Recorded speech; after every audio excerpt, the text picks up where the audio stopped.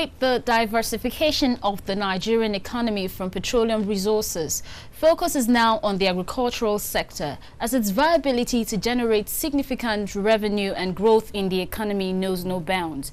Our focus on this segment today is the media and the agricultural sector. I'm Eunice Johnson and my guest is Olashaide Aderibigbe. He is the CEO, Agribusiness Television. You're welcome. Thank you and good day, viewers. Yeah. Let's start on this note. Now, you see, in the past, farmers used to be seen as those uneducated village men who just see it as farming as a way of life and that. But over time, a lot of things seem to have changed. What turned the tables? Well, like every other thing in life, empirical, people are beginning to say that yes, agribusiness is a viable option. Now, before now, people don't want to become a farmer. The psychology effect of you being called a farmer. But all that is changing. Why? Because people are beginning to see what agriculture is turning out to be. Now, agri, as we said, should be a business. It should be a business entity.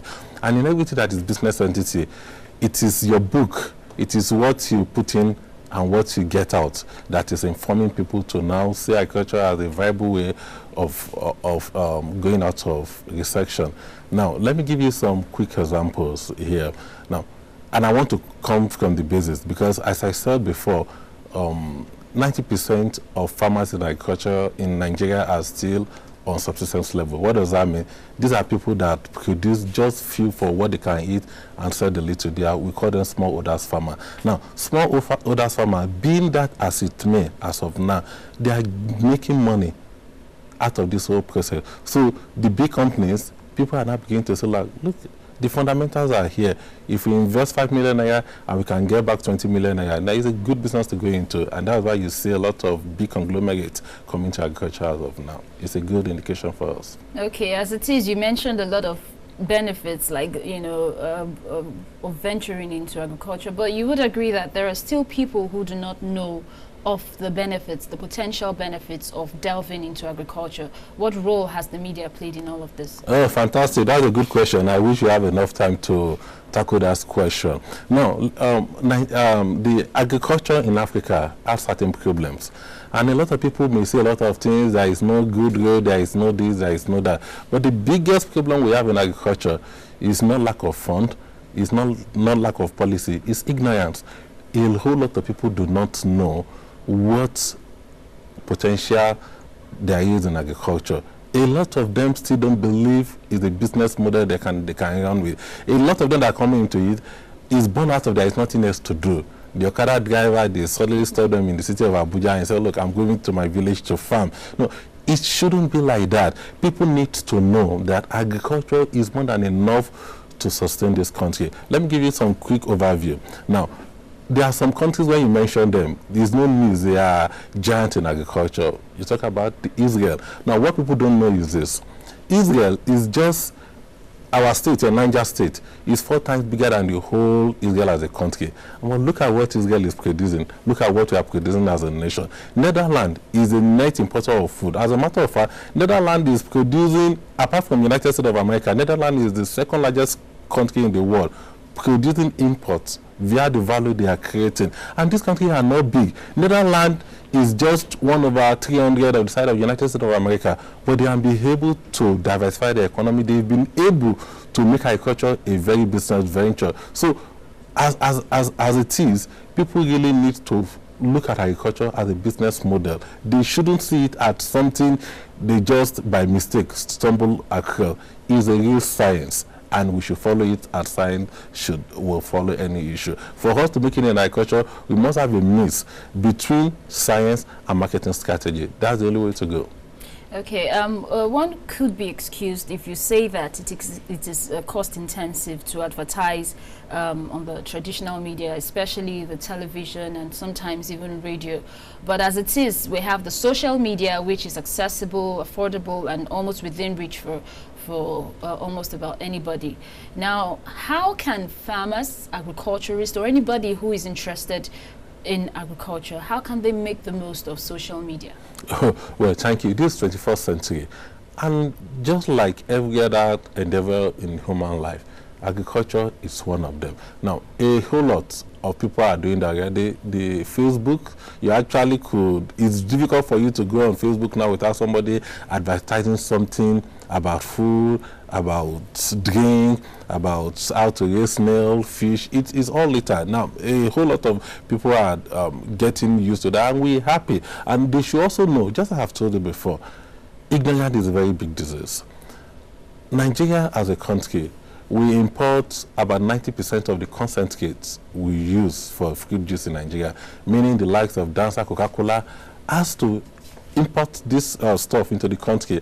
Now, we have every state in Nigeria has one particular fruit they produce at least once in a year. Now, it's a lot of smart investment for you to begin to like, well, if there is demand, why don't I supply it? Now, it's go beyond that. You now need to have a presence. If you don't have an online presence now, it's really very difficult for people to know what you are doing out there. So you see a lot of websites, WhatsApp, Twitters coming up on agriculture. On daily basis, we get feedback from our TV station on, oh, okay, I saw your program on pig, how can I key into it? So the youth are really making use of that medium. Okay, speaking of your TV station now, yeah. Agribusiness Television, it's an agri-based television, yeah. As the name implies. What informed its formation? Considering there are so many sectors, what informed? As I've told you, yeah. We didn't just decide to do agribusiness television because the name sounds good. We look at the business models. We look at now, where we are going now is the area of the value chain in agriculture. Oil, unfortunately, will not command what it used to command at the international market. The United Kingdom just 2 weeks ago came out and said by 2040, no vehicle in their country is going to use diesel nor gas. France have come out the same thing. Now, all these are pointing to one direction. The time for oil is almost gone. You understand? Agriculture is the new oil. And we look at this is a very big business model. Companies are going to come, people are going to scatter. Africa, the way God makes Africa, we are stationed to produce. We are the food basket of the world. And if we can't do this, now, we now look at people need to know, because information, as I said, people don't have what it takes for them to know that with agriculture they can earn a living. You can go to school, study whatever you want to study. If particular family can pick a particular product and say this is what we specialize in. And when we say agriculture, look at our name, it's agribusiness. It's the business part of it. We are letting people know that this is what can do. I gave you the example of Netherlands. Now, what you also need to know about Netherlands is that they invested so much in research. There's a particular university called Wageningen University. It's just research on agribusiness they do.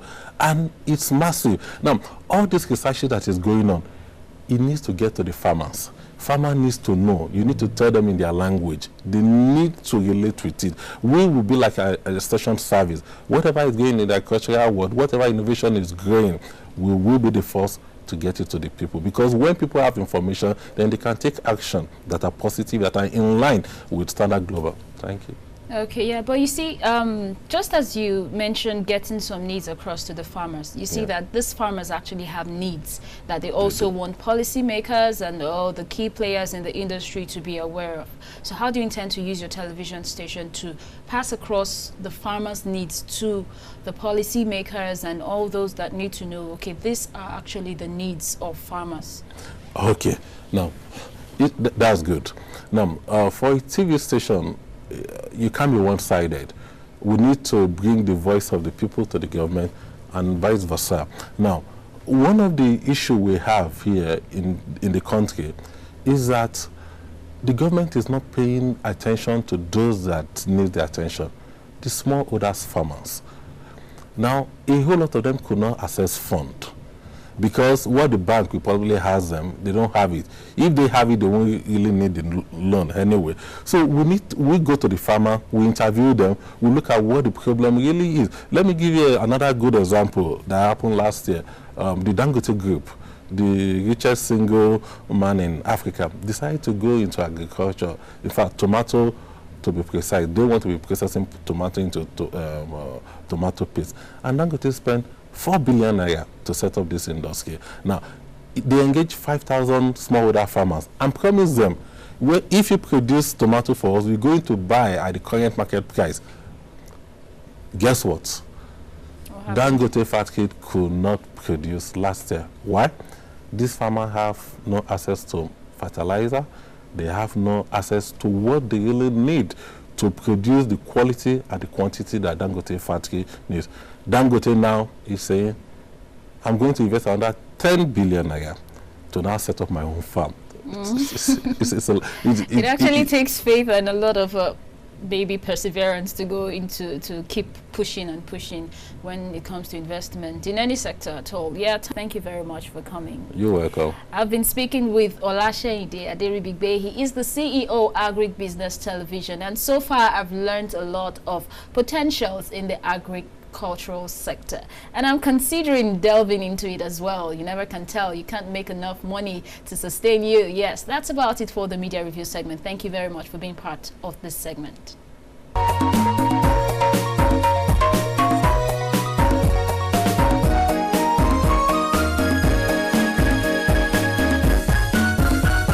It's time to go, Eunice.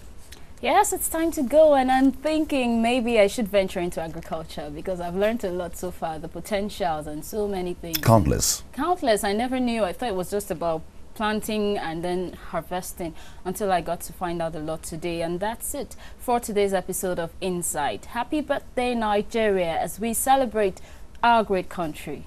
And as the government says, let's diversify. The forest remains the storehouse of boundless resources for any country to thrive. Nigeria is loaded with this. Have a rethink in the agricultural sector as Nigeria marks 57 years of independence. On behalf of all of us, thanks for watching.